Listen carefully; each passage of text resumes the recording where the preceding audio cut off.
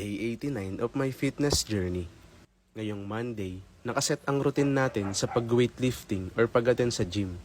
Mag-walking to hit our daily 10,000 steps. And syempre, kumain ng food na cravings natin ngayong araw. Rich and carbs dapat ang food natin para may sapat tayong energy para hindi tayo mabitin mamaya sa mga exercises natin. And syempre, dapat rich and protein para sa muscle recovery. Minsan, hindi natin nai-hit yung daily protein intake natin dahil sa dalawang dahilan. Una, nagkukulang tayo sa preparation, nagiging busy tayo kaya ang tendency natin, kumakain tayo ng foods na madali i-prepare. Pangalawang dahilan, limited ang source natin, kaya madalas tayo naghahanap ng alternative foods na malaki din ng protein.